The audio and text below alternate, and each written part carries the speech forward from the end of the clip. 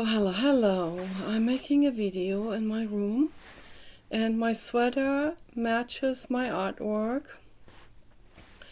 I completed this sweater the other day. It is gorgeous. It is nice and loose fitting, not tight. I'm not making my sweaters tight anymore because it is healthier to have loose fitting clothes. And my sweater comes all the way over my hips. And I love this sweater. Absolutely love. It has giraffe and zebra and leopard. All kinds of different themes. Clown theme, which is very fitting. So, yeah, it's nice. I made myself tea. This is an OCD ritual that I'm doing right now.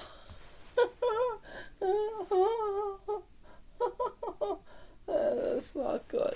So, anyway, my art wall is coming along now with more artworks that are all put in these two shelves, and then artworks on the side. It's very, very nice. Yeah, I made myself tea with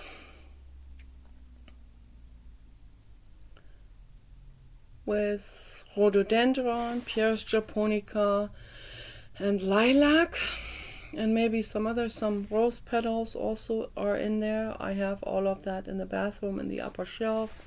I have the shelf open like to the top where I can put all of these herbs in to dry. That's really the only spot in the whole house where I can put herbs in to dry and to have as a reserve for making tea. But that's okay.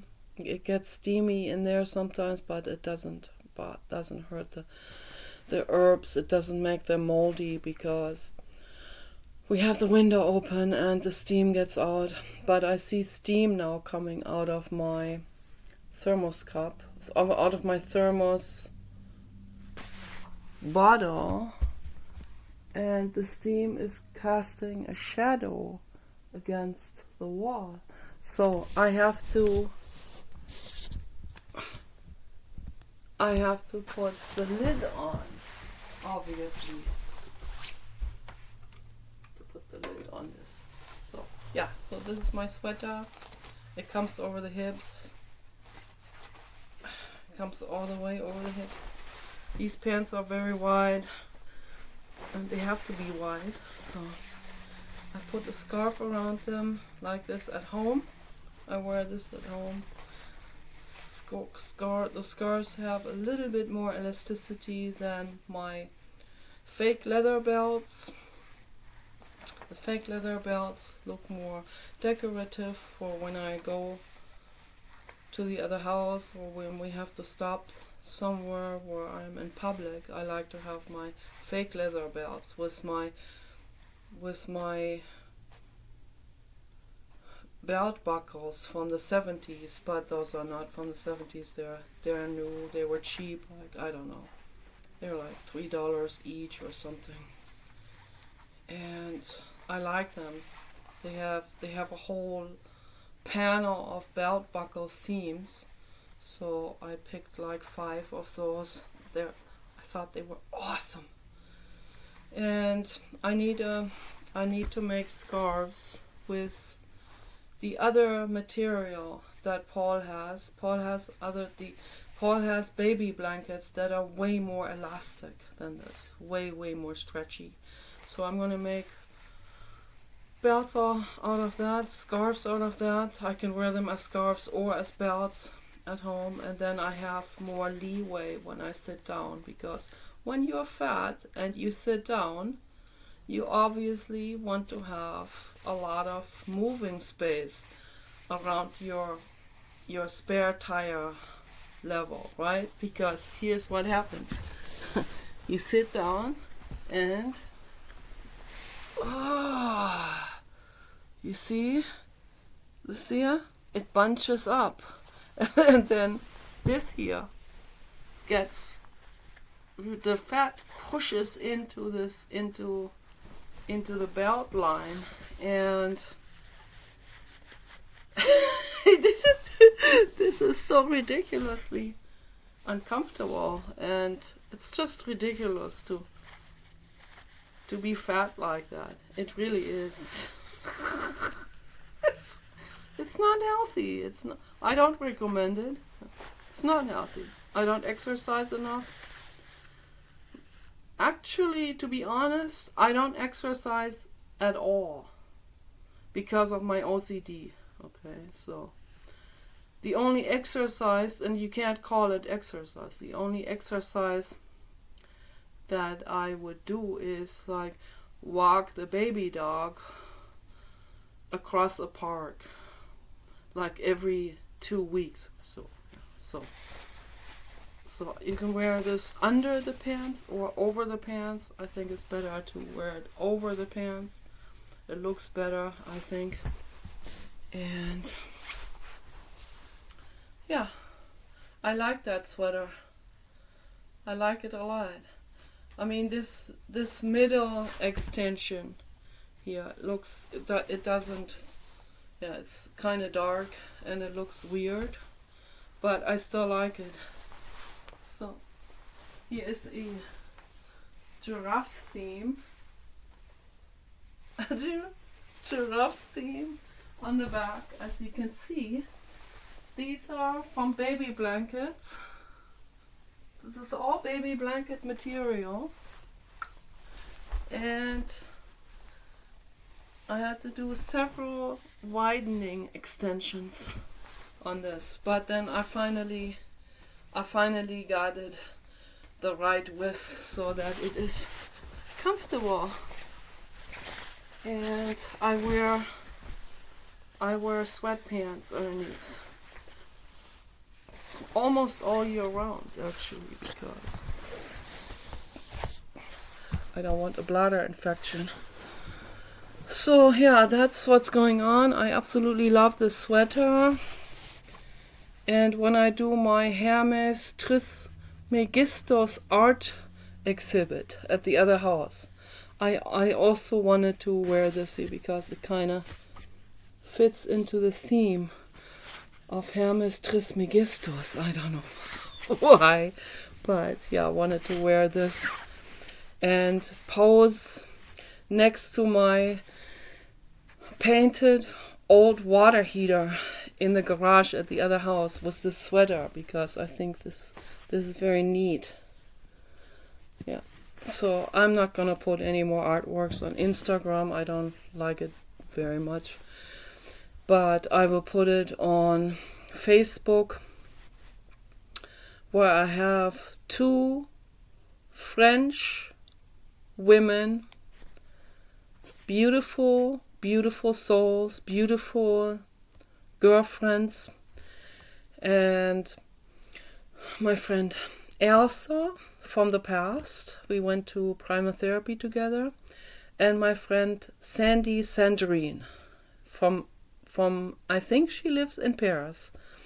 She's also in France. They're both in France. And Friedrich Nietzsche always said the French are great. They are so much better, and they are so much more artistic and courageous. And whole Europe always has been in awe with France and everything. Every time someone did something amazing, people would say, that's French. That is so French.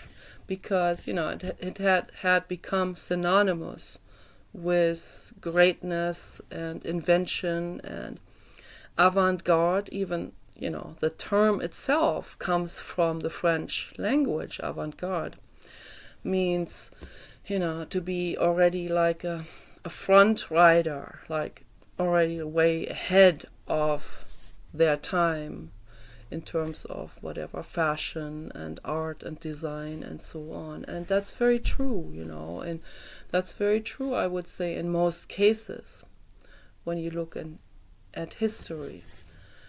when you look at fashion and design and art and invention of creative things. So very good. I wonder if that's Paul coming back now. I think he is coming back. Yeah, they came back. He took the baby dog for a walk, and he doesn't go for a very long walk either. He doesn't exercise very much either. But he doesn't eat as much as I. He eats like a quarter of the amount that I eat, or maybe even less. So that's why he's really, really skinny, and that's why I'm fat. Okay, so that's the reason why. And it's not ideal. It's not the ideal situation, obviously. And I'm always a little bit worried that this will get out of hand. It has already. That's why I had to ban a lot of my t-shirts into those large Tupper containers. Maybe I'll wear them again later in 10 years or 50 years. I don't know. Well, whatever. So maybe never, right? Probably.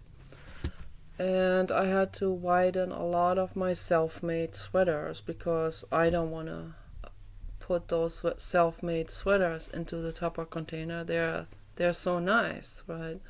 Then I would have to just sew more. And so what I do is I cut them in the middle, or I cut them here on the side, and then I interject a slice of fabric into it. And with my sweaters you can do that because there is the baby dog. Yes, there is the baby dog here. Here, there you go. All right, excellent. You went for a walk. Yes, you went for a nice walk. Yes, oh yeah, that's good. Oh yes, that is good. Oh yes, it's good. Oh yeah, oh this is good. Oh yes, the baby dog is good. It's good. He took the collar off. That's good. So yes, the baby dog. Oh yes. Oh yeah, the baby looks good. Yes, he does. Mhm. Mhm. Mhm. Mhm. Mhm. Mhm. Mhm. Yes, the baby dog has good breath.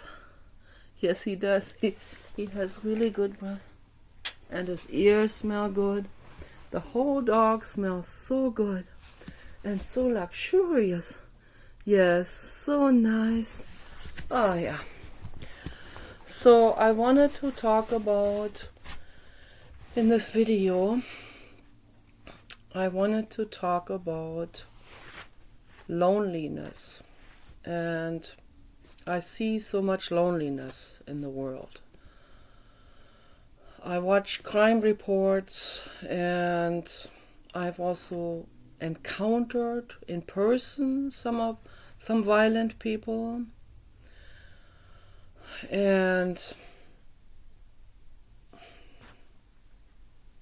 but they left us alone, and I'm grateful for that, because we always have a dog, and so they don't dare to come onto our property.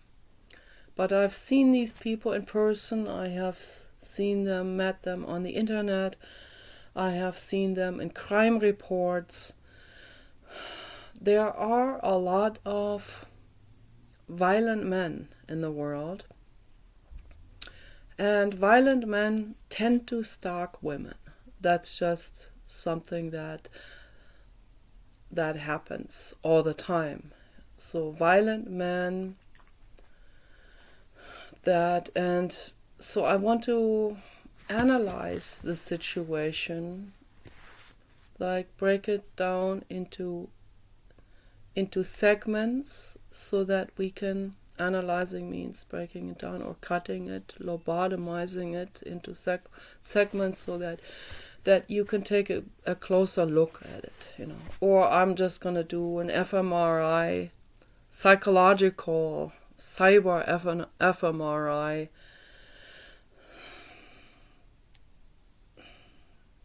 inspection into the brains of people.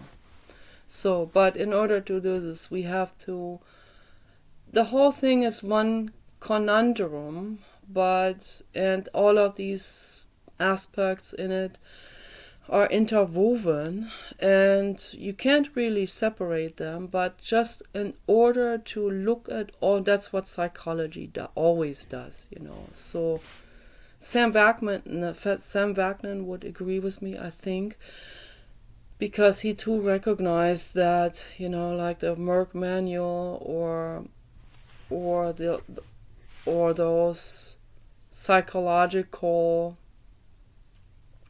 determination, psychiatric determination words and terms for different illnesses and so on, that all of this is rather an attempt to sort it out, to look at it, but it really isn't something where you can say, now this is, I'm going to cover you. So it's good. Oh yeah, there you go. Oh, okay, there you go. You can't say that this partition of, or this segment in among all of this particular tendency or illness is standing by itself, or that there are people that are just purely have this and nothing else. And I had a psychiatrist, and she and some other people, Art Janov and Franz Janov, they believed at that time that, no, don't do it. Don't do it. Baby dog, why? Why do you have to do this? Why is baby dog doing this now? Why? Yeah, no, lie down. No. Why? Okay. They thought for a while that, yes, okay, there you go. Okay. They thought for a while that if you have OCD, you can't become psychotic. Okay, I proved them wrong. So I had to prove them wrong, obviously, because I already knew this was wrong. And then I got, because I'm borderline, have always been at that very threshold, that it doesn't take very much for me to go beyond that threshold into the beginning stages of psychosis. So it was only in 2012, which I talked about in many of my videos. It was only in 2012, in October, when everyone thought Armageddon was striking. That's I'm not exempt from this mass hysteria. I'm not exempt from that. Trust me. I mean, why should I be exempt, right? I mean, that wouldn't make any sense. So I'm just in the midst of this entire mass hysteria myself. And my best friend Lana at that time, she kind of wanted it to happen, and she said it several times, and I didn't understand why. And then in 2013, when it didn't happen, I said, see, it didn't happen, now what? And then we went each their own way after that. So she hung up the phone at some point because I was really mad, because she wanted it to happen, and that made me so mad. But obviously that's not going to help her. And obviously when someone wants this to happen, then that's because they want their religion to be true, even on cost of the entire planet. So I'm making a video right now. I'll talk to you later. Making a video right now. So I wonder what is going on now. He wants to say something, but I want to make this video. I don't want to be constantly interrupted. So I have so many thoughts that are going through my head. So Sam Vaknin would agree that obviously these different segments that we inspect and look into, they are not separated. In reality, everything is one big conglomeration of different aspects and slices and lobotomized parts. And like when you cut a brain open, obviously you can look at all of these different things that are in there, but all of this is one brain, and they all work in unison. They all work together. And the same with the mental illnesses. You can't just extract one mental illness out and say, now this stands by itself.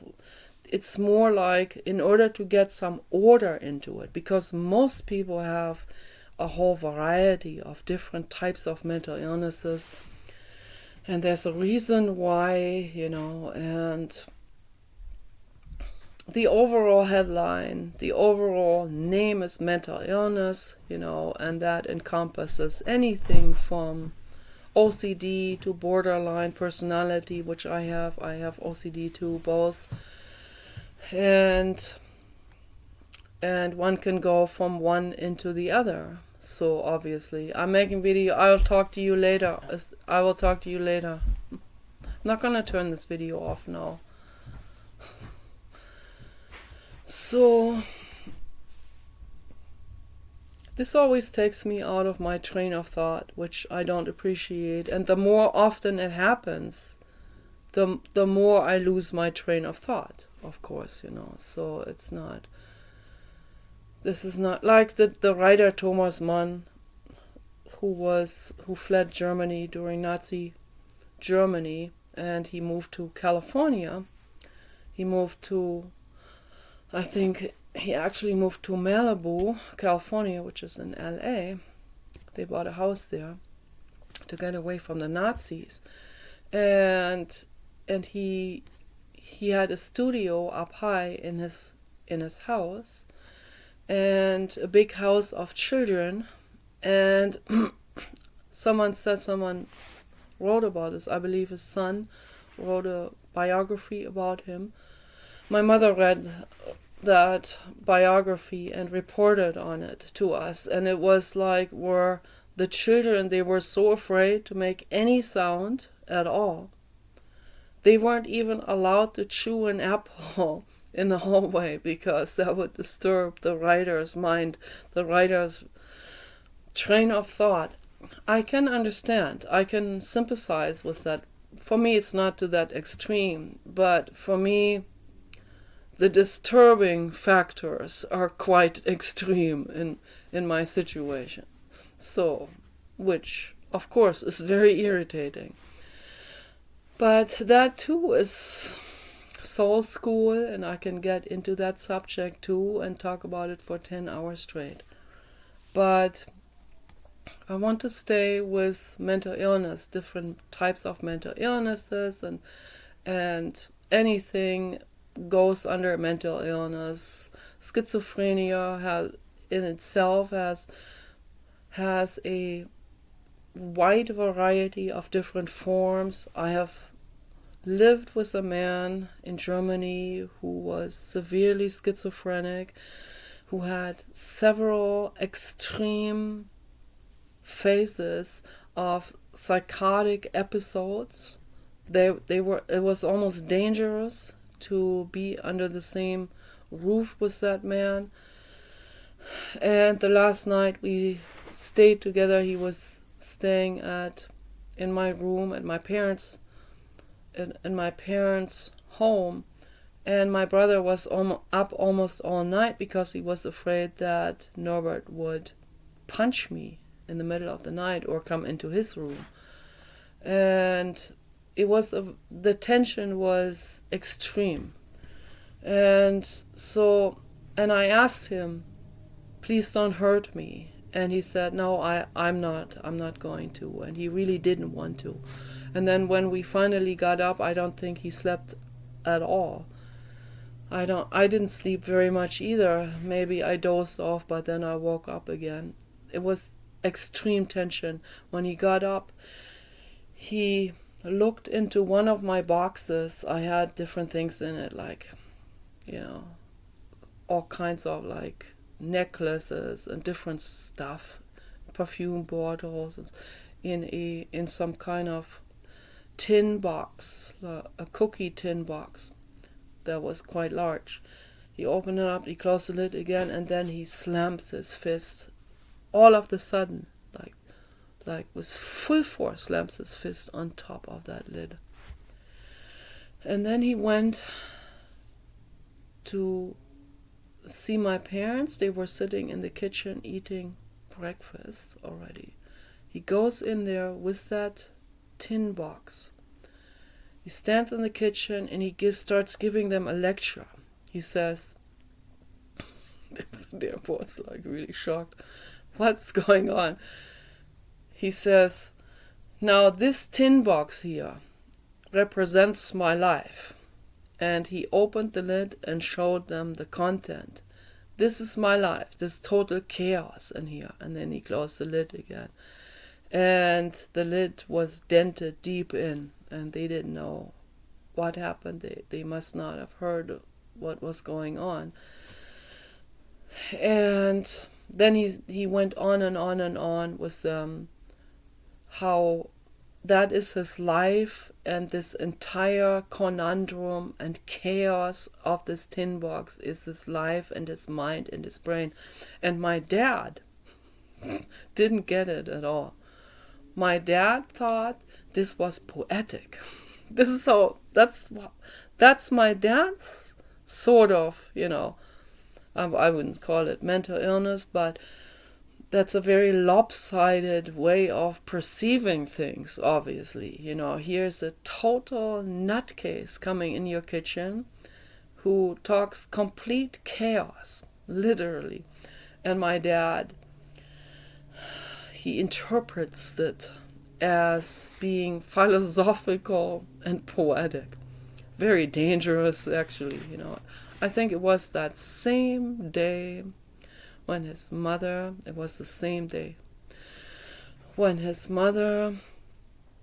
calls my dad, crying, totally hysterical, and she says, my son is going outside into the snow, naked, with his guitar. Please help us. I can't find a psychiatrist who will write him into that insane asylum where his brother was already. His brother had already been in the insane asylum for several years. I had met him before he was admitted to the hospital, and he too was schizophrenic, very, very, very schizophrenic, and slightly different, but just a different form, little bit different form, but extremely mentally ill, horrific. And my dad says, of course, I'll call a friend of mine, a psychiatrist, and he did, and then they came and picked me up so that I can guide them to a psychiatrist's office, because I'd already been seeing that psychiatrist for my own prescription. And we sit in the waiting room and patiently sit. I was a little bit on edge because I didn't know what he's going to do next. And all of a sudden, he takes the vase that is on the table of that waiting room. He takes the vase and he takes some news magazines and newspapers that are also on the table, and he starts wrapping the vase with that artificial flower or I don't know, real flower, wrapping all of that into the newspaper. And he says, this is a present for all of you. And then he takes this whole bundle, and he walks out, and at the door that's between the main hallway, the exit door, and the waiting room, he stands there and he says, and I wish all of you a great fall. And I think he said something about that vase, and I think he threw it at us or something. And we all got up at the same time and grabbed him by his sweater. he pulled himself all the way out of the sweater that we had grabbed. But by that time, some of the nurses came to help us, and we got him contained again. And then the psychiatrist knew that this could not wait. I'm not laughing about him. This is just situational comedy. Okay, it was not funny at all in that moment. It was hell. And I cried every day nonstop. And so we finally got him into the office, and he just asked him a few questions, and Norbert would answer in absolutely chaotic and completely nonsensical ways. And like his mind was gone, like he was in a different reality. And he was very quick and wrote him the admission to the same hospital that his brother was already staying. And his mother told the psychiatrist that, and she was crying and sobbing. And then during the drive to the hospital, Norbert was pulling his pants down and said some obscene and very weird things. And it was really scary. I thought he was going to hurt his mother while she was driving or something. And I sat with him on the back seat, and I tried to appease him as best as I could. But I was also angry. This brought anger up in me. And how can I help someone when I'm angry, right? It's impossible. So I had to restrain my own anger. It was very, very difficult. And I cried, and it was terrible.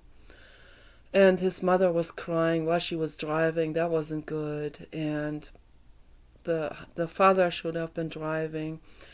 And then she said, "What have I done? How I must have done everything wrong. Now both of my boys are in the same insane asylum. And I must have been so terrible." And I felt terrible for her. But I knew she did a lot wrong. I knew it, right? And the father too, but particularly the mother. But that's because she too was mentally ill in a different form, right? But at that time, I just wanted to appease the situation, and I said, "Don't worry, you didn't do anything wrong,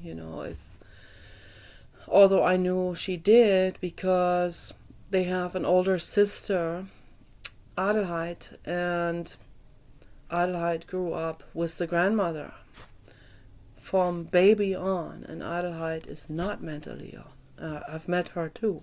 She's very, very well. And she has a wonderful boyfriend, husband. They get along with each other. They have a great relationship. So Adelheid is well. We attracted the right man. They're both well.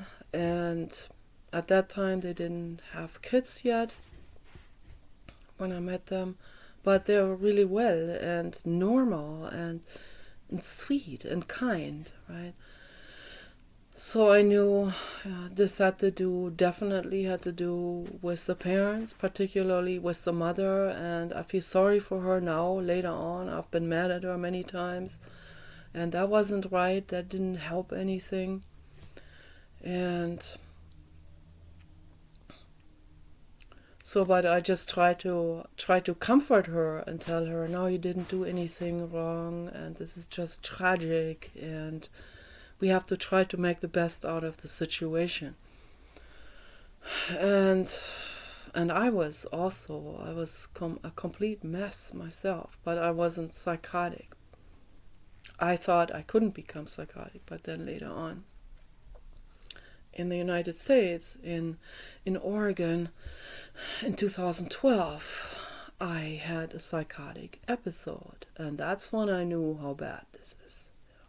That's when I realized how bad it is, and that it wouldn't matter what anyone does, or particularly if someone that I know in my vicinity is trying to in that moment trying to threaten me or hitting me or coercing me to shut up and all of this. It would have just made it worse. So there are some people that have a violent form of like a rage type of craziness, and maybe those will respect someone that is putting the gun on their head, literally. But someone that is in a psychotic episode, like I was in 2012, or Norbert was in 1991. Yeah, 1991, I believe that's when that started. So, or 1990, I think it was when he had these episodes. So, and then they continued all the way up until that day when he was admitted to the hospital. And then I visited him there a few times, and he thought I was mocking him, and I wasn't mocking him. He was interpreting things only through the lens of humiliation and shame, and there was none of that. That was really only his personal mental illness interpretation of the outside circumstances. He thought he felt persecuted, he felt humiliated, deliberately ganged up on, and all of that. He spit the medication into the toilet. He thought they were poisoning him, and on and on and on. And yeah, the pharma industry, that's what they're doing. But at that time, I didn't understand any of that. I was taking pharmaceutical drugs. I was taking Prozac mainly. And then later on, when we lived in LA, my psychiatrist there gave me an entire concoction of different drugs, new drugs, and I had different psychiatrists there, several, like I would say like more than 5 probably that I went to off and on, and one of them was famous. I'm not going to mention the name. So she told me stuff about her famous clients that she should not have told me about. So I'm not going to get into that now, but I thought this is all so incredibly sick and insane. And that's when I knew, when she told me that, I didn't tell anyone else. So it was that information did not go further than me, and that's good, because it's good for the people that came to see her, and it is also good for me to learn a little bit about Hollywood. So obviously, at that time, I was still naive. I still watched Hollywood films once in a while. Not all of them are terrible, but most of them are. And that's when I learned that it is a sick institution. Really, really sick. It makes people crazy. It really does. So, and then I thought, oh no, I'm glad I didn't get mixed up with that stuff. But they would never even consider me, because I was always way over the fat line. And I'm so glad, so glad. So, and that just brings me back to that beautiful girl, that girl interrupted lady. What's her name again? I forgot the names. When I don't talk about this for a while, the names dissipate very, very quickly. But that girl, what happened to that girl, and my psychiatrist didn't know about her, that girl that came later. So I don't know if she saw that particular psychiatrist or not, but I think they all had a psychiatrist, every one of them. They were all completely crazy. Many of them drug addicts, some of them overdose on heroin, some of the actors. And that girl, she didn't have anyone helping her at all, not at all. And Brittany Murphy, okay. And she and her mother bought a house. Her mother murdered her, and then the mother murdered her husband. And then the mother got the house and sold the house very quickly. It's a horror. What a terrible horror is all of this. Hollywood really makes already predetermined criminals, like genetically dispositioned, dormant criminals. That brings it out in them, it brings out the criminality, and it brings out the drug addict and other people. It brings out schizophrenia in other people. It brings out other forms of insanity in other people, So it brings out cutting in other people and different types of addictions. And so it all has to do, whatever illness will show itself, is a combination of the dormant genetic predisposition and the brain anatomy, and the outside circumstances that are driving someone into madness, and then the effect is just different from one person to the other in terms of how that particular brain copes, in quotation marks, with that particular situation that they are confronted with. So I see right now,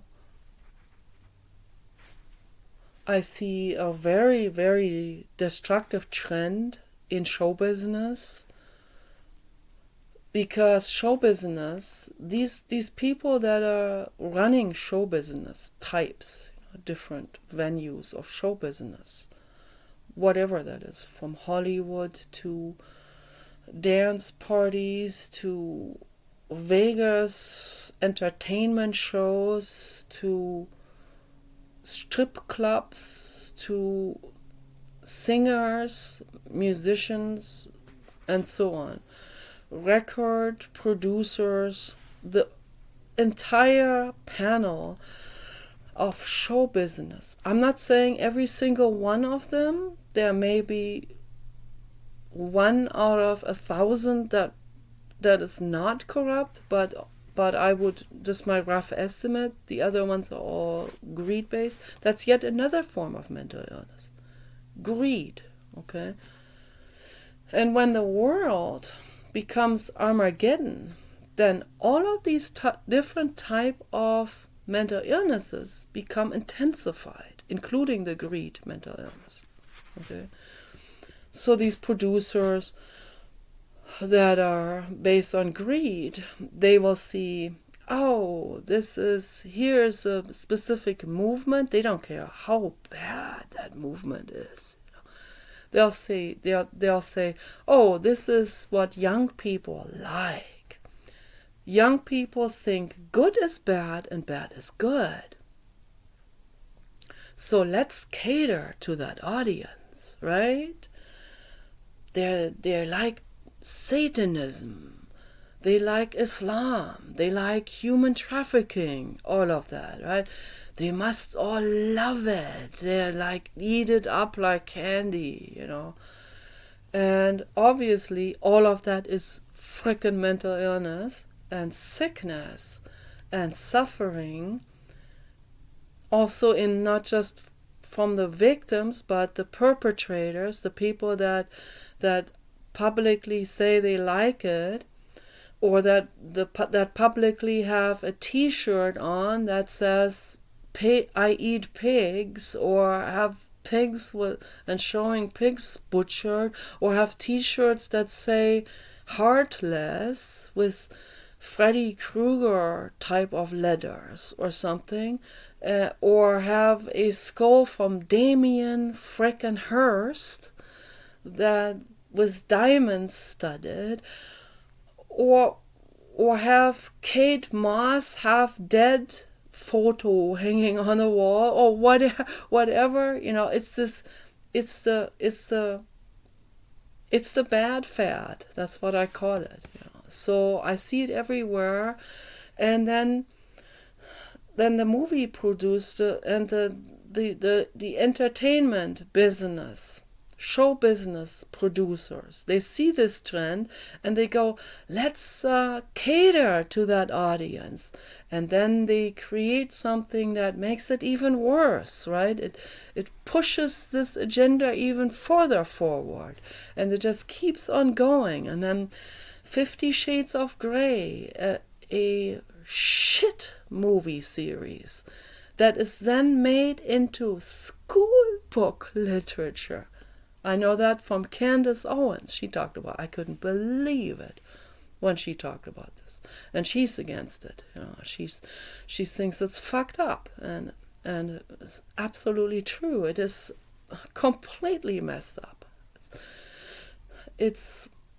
It is mass insaneness hysteria. That's what that is. I'm glad that Candace Owens brings all of these things to the public and shows it to you, how bad it is.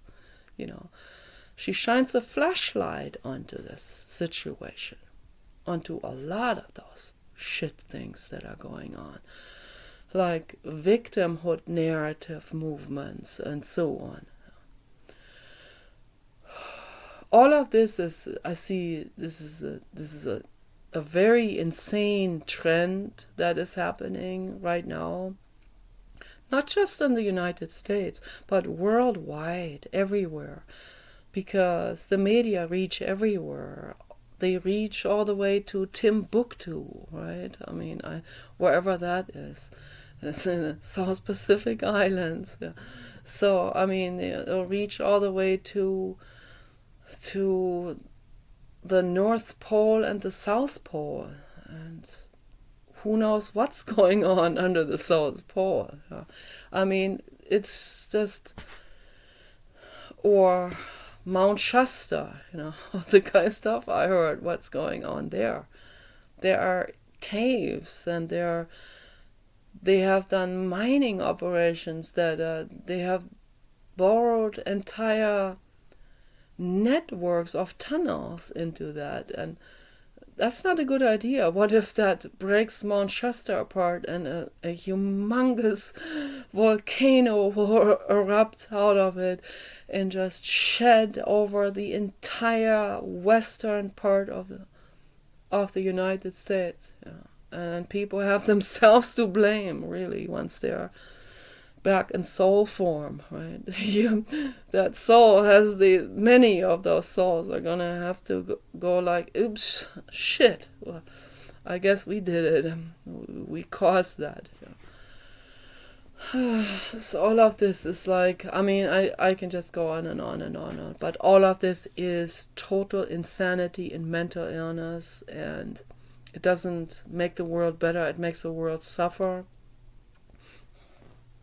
And I have mental illness, I have severe OCD, I have anxiety disorders that are extreme, and here's something that I can definitely say for my own lifestyle. The more white sugar I eat, the crazier I become. And it was like 2 or 3 months ago when I said, I've had it with chocolate and white sugar. I'm done completely. I quit it. I didn't know whether I was going to be holding on to it, but I was hoping that I would, but hoping that's not enough. You have to be so rock solid determined. But I could do it if I lived alone. Then I could do it. Even if I went into a store and the candy is literally forced into my face. I think I still could do it, but not when I live with a man who has extreme food addictions and who comes home with a humongous box of peppermint brittle chocolate coated Haagen-Dazs ice cream bars, like 20 in a box, like this. The festivity, the celebration holiday special, right? And he shows it to me like this. I got this humongous box here. I can not even hold it in one hand. I have to use both hands. And he puts it in the freezer, and I get real mad. And right after I said, I am so mad at you for getting that, I say, please get me one right now, or I'm going to freak out. And then I had to get another one, and another one, and another one, and another one that very night, okay?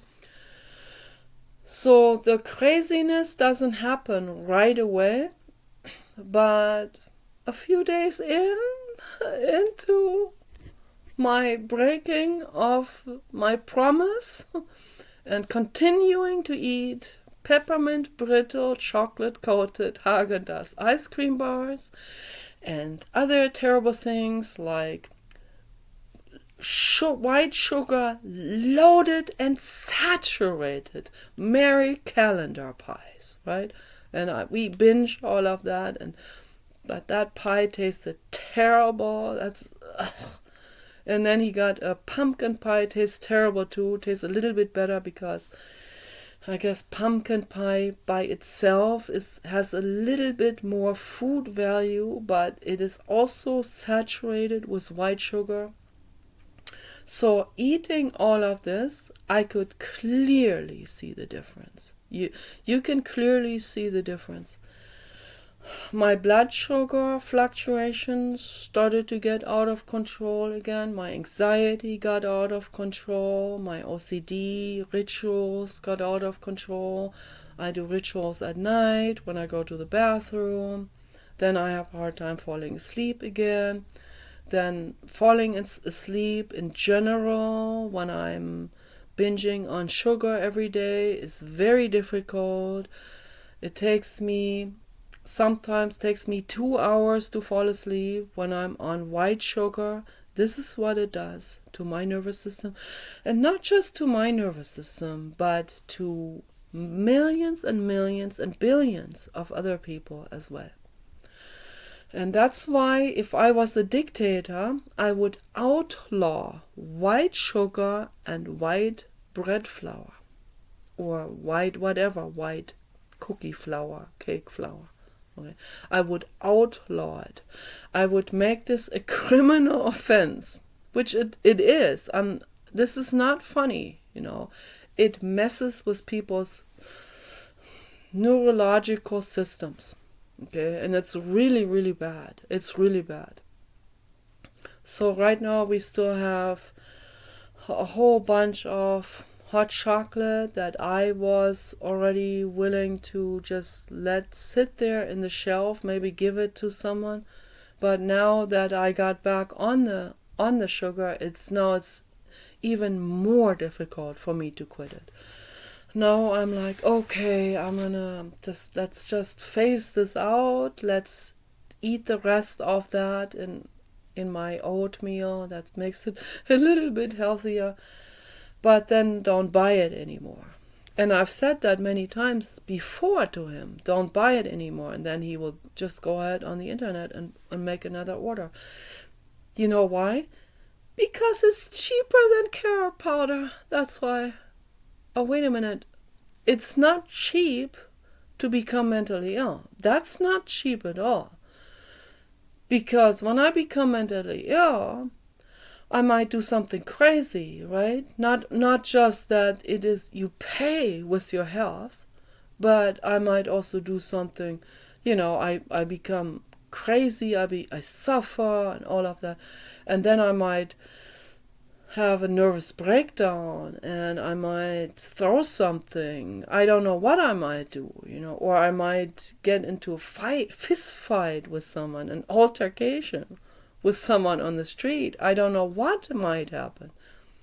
And then you pay with prison time. And I mean, you pay for it, You pay for it 1,000 times more than to save the few dollars on the cocoa powder versus the carrot powder. The carrot powder is what should be cheaper, actually, but it's not. Healthy, whole food, raw, organic carrot powder costs like 5 times that much, which is insane. It's criminal. And it tastes even better than cocoa. It tastes very similar to cocoa, but even sweeter. You don't even have to sweeten it. It has this natural sweet, wonderful, wholesome taste. And I love to put that into my oatmeal. And I ran out, and then he wasn't willing to buy more. And I lost my bank account. See, this is what puts me even more into a dependent situation. So the situation here is very adverse, to say the least, for my neurological system, for my brain, for my psychology. But it's soul school. I view it that way. So, and I have to try to make the best out of it. I have to talk to him again about this, and I have to tell him that he has to arrange a bank account that I can operate, that I can use for online shopping and online banking. Okay, that will save him a lot of time also, because he's really hard at hearing, and it would be so much easier for me to pay the bills on the internet and then be able to buy myself the carrot powder and a perfume oil once in a while, right? So, no, but I'm not going to go on a huge spending spree. Okay, I'm not going to do that. I just want to have really my bare basics for healing and health. And I have to have that, and I want him to quit buying the cocoa products. It's very important that he quits that. So we have to be, and sometimes it takes 100 talks or until you convince someone, and maybe it will never happen that you convince that person, or the person will never listen to you, and maybe you have to make the decision that it would be better to part ways, that you find your own opportunity somewhere else and live somewhere else or whatever. For me right now, the only alternative is to walk away, and then I'm like literally homeless on the street. It's not gonna happen. It's not gonna happen. So I might have to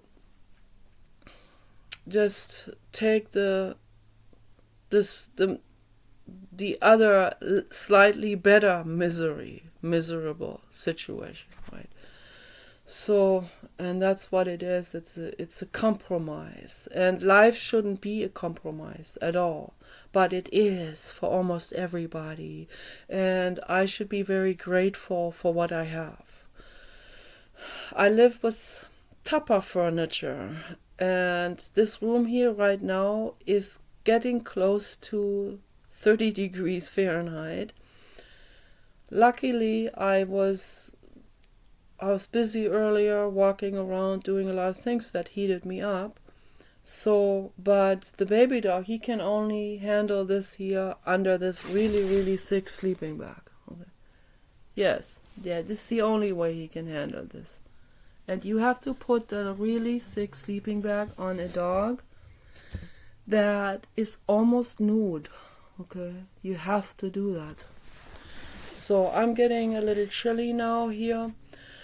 I have to go back in the other room. We started saving money by only heating up the dining room and actually putting these curtains up in the doorways, so that the baby dog can go in and out and go outside into the garden by himself and come back in, and the curtains keep the heat retained and still let some air in. So that was a very good idea that I had.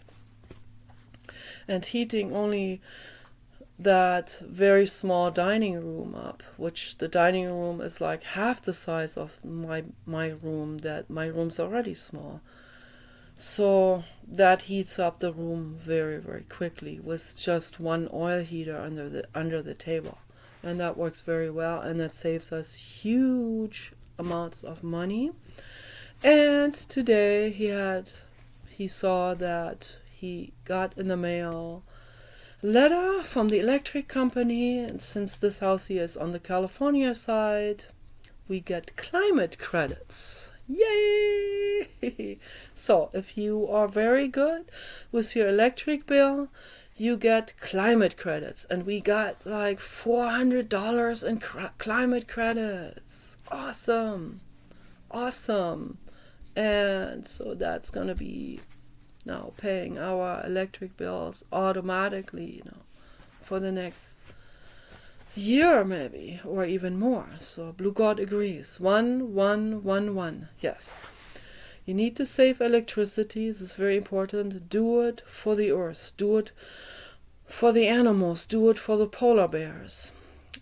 Do it to slow down this cataclysmic unfolding that has begun already. Help to do your part to slow that down, okay? So that the catastrophes don't happen anytime soon, hopefully not too soon, hopefully not like in a year or two. So, but yeah, it will happen eventually. So, but anyway, we can still do our part and do the best we can, and also save a lot of money. Okay, so peace out.